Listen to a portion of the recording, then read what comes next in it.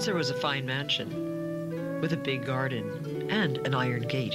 A little girl named Peggy lived there, and when she was 10, her mother gave her a splendid playhouse with a real thatched roof. She was very lucky. Years went by, the roof needed repair, and one day a man came to fix it, and as he climbed up on the roof to thatch, he'd say odd things like, Nihil lawn a guiha lawn a scollop, which means, never thatch a house on a windy day. The man on the roof, William Cahill, is Irish and one of the last to practice the ancient trade of roof thatching in this country. He was brought to Old Westbury Gardens, the former Phipps estate on Long Island, New York. His mission? To fix the playhouse roof first thatched in 1916. Thatching is a tradition that stretches back to the Bronze Age in Ireland, some 2,000 years. Historically, most people could actually do their own roofs. The man or woman of the house looked after the actual thatching part, and they grew their own material. So they might have grown some wheat and gave the seed to their chickens and used the thatch either for bedding or as for the roof itself. So it was a natural material, and when they had a bit of land, they could use it. Not much has changed in William Cahill's trade, which he first learned during a 5-year apprenticeship 2 decades ago.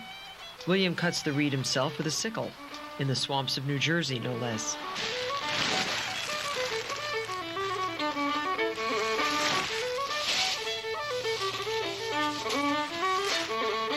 He stacks the reeds in big teepees called stokes to cure them and dry them out for about 3 months. When it rains, you know, it could be raining 2 days. It's only the outside layer that will be wet. It'll be bone dry on the inside. It's got a natural silicone in it. On the skin itself, there's a sheen on it, and that's what gives it the length of life. When William strips the old thatch, he often finds some surprises. You'll find birds' nests the odd time.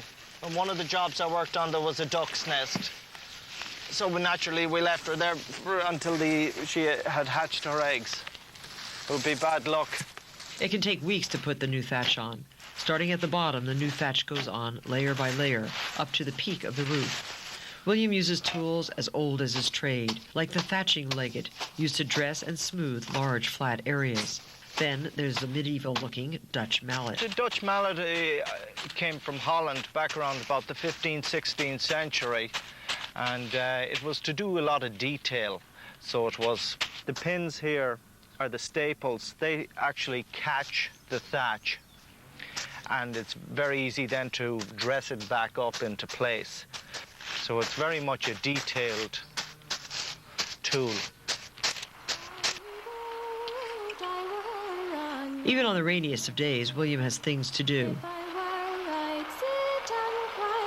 Soaking hazel rods in one of the estate's ponds makes them pliable so that they can easily be bent into giant bobby pins to tack down the ridge of the roof. And I'm pointing them. And then I twist them. And I'm putting them down into a ligger. The ligger is the horizontal hazel rod that holds the thatch down the ridge in place. And so I drive it down into place on the ridge, and that holds it nice and firmly together.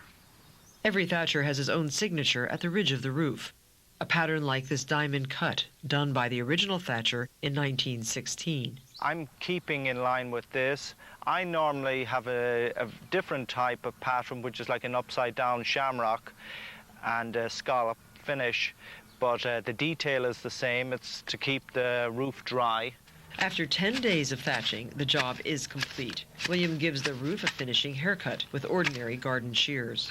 Then a final touch. Bury a little whiskey bottle or a few coins from the year the roof was completed. It's a little momentous gift then to the next thatcher who will be coming along, say 15, 20 years time from now. It's a tradition that's always been passed on for generation to generation in Ireland. And no one but the thatcher should know where it is. They would be cursed if they would reveal the secret, and you'll be in big trouble. Will there still be thatchers in 20 years to find the purse? For William, there's good reason to think so. In this world of ours where it's so fast moving and everything is so disposable, thatching is like a link to the past in terms of how we can continue and hopefully will sometimes slow down into the same sort of pace as before. And so, up on the roof, William Cahill often ponders a poem by the great Irish poet Seamus Heaney. It seemed he spent the morning warming up, then fixed the ladder, laid out well-honed blades, and snipped at straw, sharpened the end of rods. That, bent in two, made a white prong staple for pinning down his world handful by handful. Coachant for days on sods above the rafters, he shaved and flushed the butts, stitched all together into a sloped honeycomb, a stubble patch, and left them gaping at his menace touch. They say is, may your thatch never fall in, and may we as friends never fall out.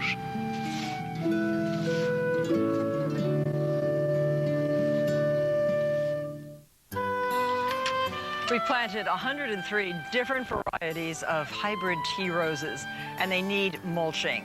Stay tuned, I'll show you how.